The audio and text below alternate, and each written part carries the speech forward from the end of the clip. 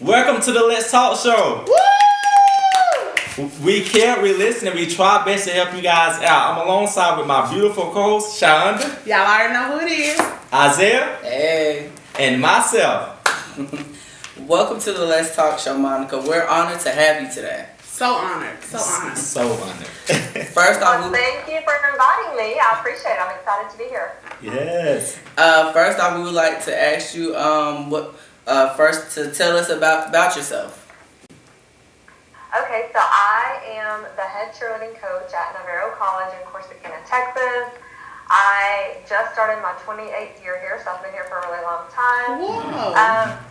Congratulations. What do you want me to tell? You want me to tell you about my personal life, my work career, or what? You might have seen me on Netflix on a show called Cheer. We're going to get into that now, as you speak of it.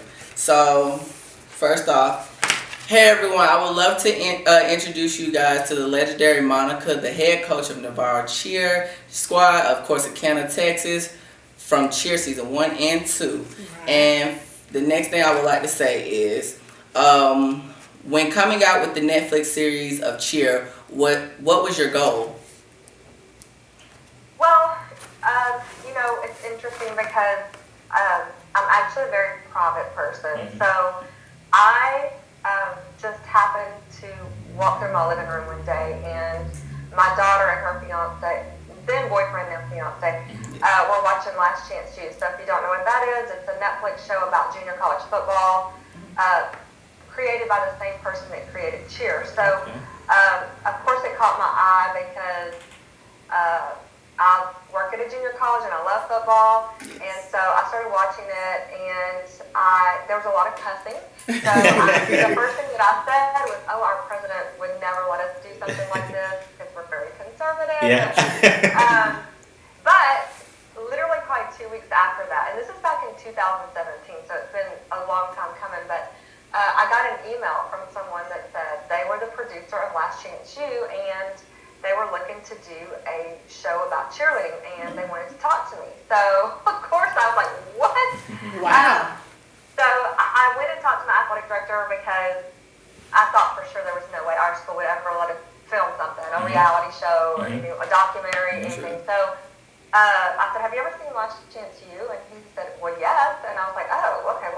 Well, they messaged me about doing a show about cheerleading, and he said, oh, you need to call them back. So I was like, okay, well, this is an interesting conversation. Yeah. So it kind of went from there, and I had some meetings with some producers, and I still wasn't sure that I wanted to do it because, like I said, I'm a private person. Right. The idea was intriguing because, number one, I just was so proud of my program and our work ethic and,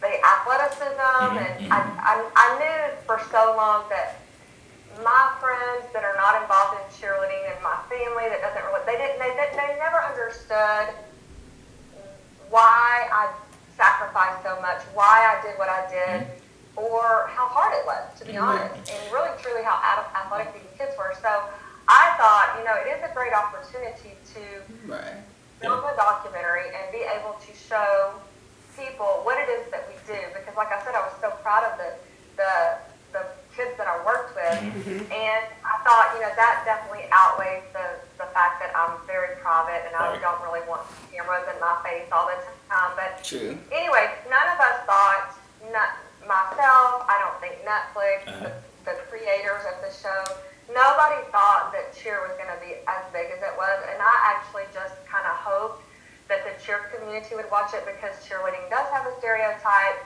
So you would think most people that aren't in the cheer world are not going to watch it, but here we are. Right.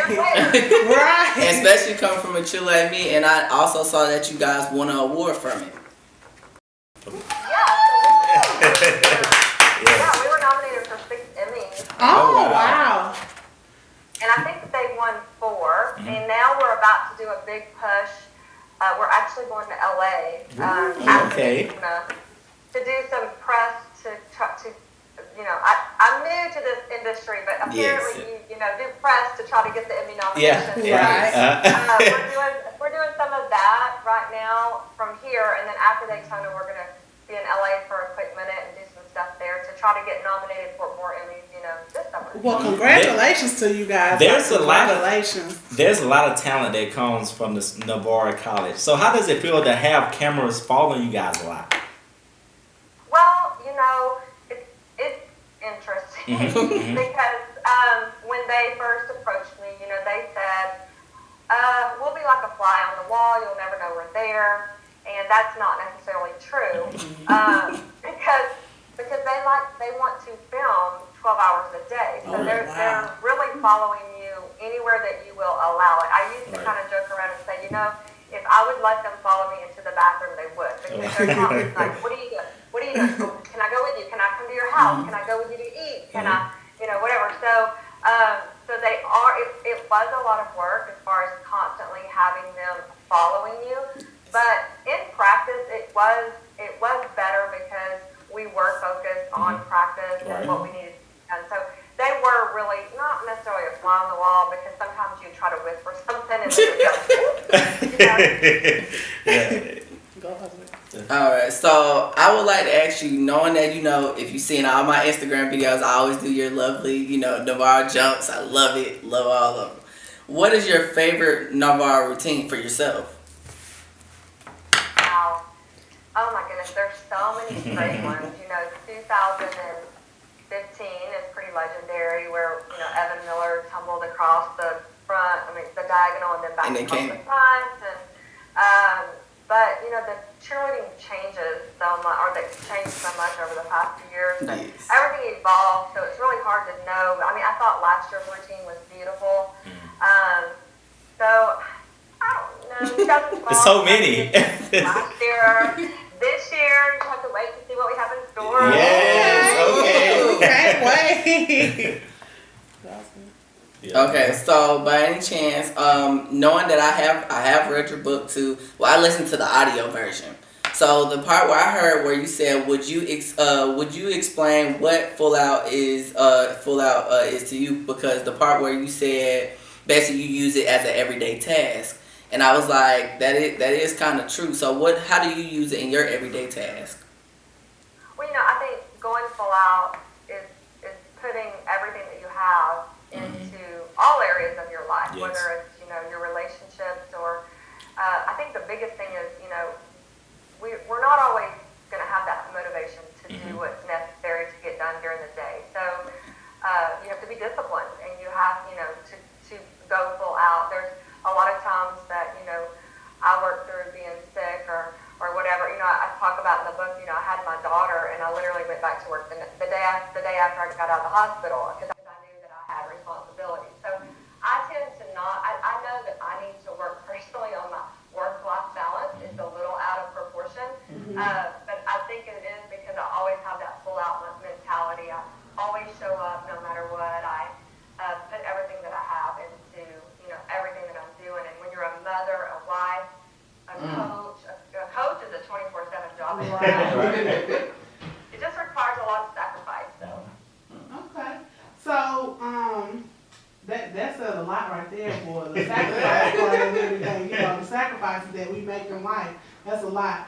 But we know in society that society can be rough on a lot of things, and sometimes it's more so with the masculinity in feminine sports or anything feminine. As a coach, what have been some of the things that you may have heard or heard people say or question about the masculinity in your program? Well, it's 2022, so I think the world is in a better place than it was when I started, for sure, because when I started, it was a little taboo, because I started in the 90s here at the college, and so, the co-ed teams, the males in cheerleading, it was not as big. The all-star cheerleading was just starting, so it was just very different. So I've kind of been through it all as far as I can remember being at a football game one time and hearing someone say something not very nice to one of my guys, and I was ready to, I was ready.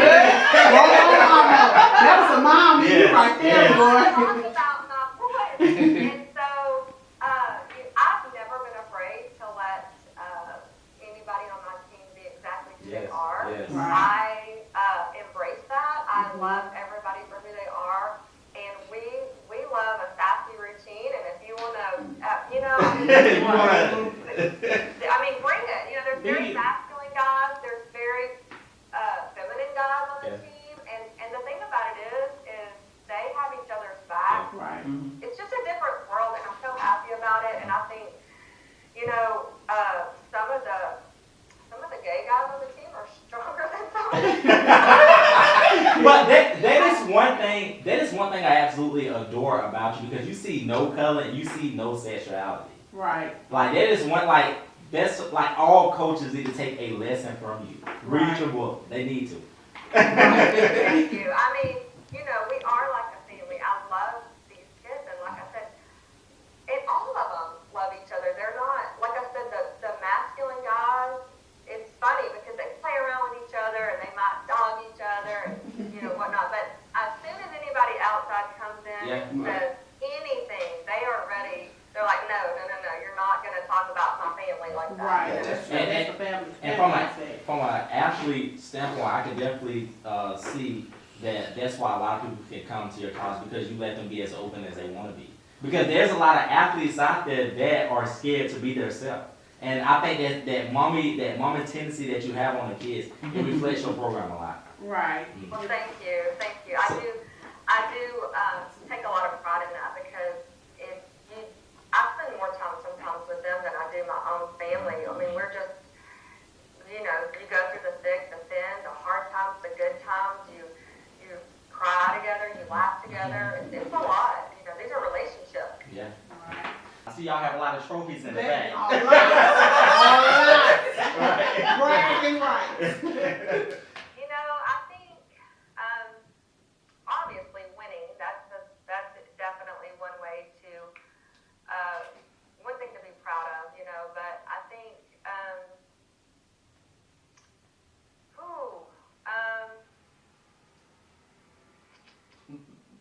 I would say the relationship of the family that we've built, because at the end of the day, and I've said this in the show, but at the end of the day, I've won enough trophies to prove myself. Yes. You know, Yes. as a coach, there's really a much bigger purpose here for me, and it is those relationships and what I can do to teach the athletes or help set them up to be more successful, not just in cheerleading. Yeah. That's the extra stuff, you know. But like to be a good employee, to be a good husband, to be a good mother, to be a good parent, and doing those things that I just talked about showing up when people are depending on you, and having that accountability for your own actions, whether you know good or bad, because we're all human, we're all going to make mistakes, we're all going to screw up. Right. We just, you know, you just need to be able to own up to it, and people will respect you so much more when you just take that accountability and try to do better next time. That's you know? right. With all them trophies in the background, you give me DJ Khaled vibes. All I do is win. Right, no matter what. That's what that right. All we do is We're trying to add win. another one. We're trying to add another one. That's it right there. A whole bunch of other ones. Well, I would like to thank you. I would like to thank you so of your much. time. Thank you. And you guys heard it best from Monica. Yes. Anytime. Make sure you guys, if you have not watched seasons 1 and 2 of Cheer, go and watch. You will not be disappointed. Go and watch. All right. See ya. See ya. Thank you. Thank you. Bye bye.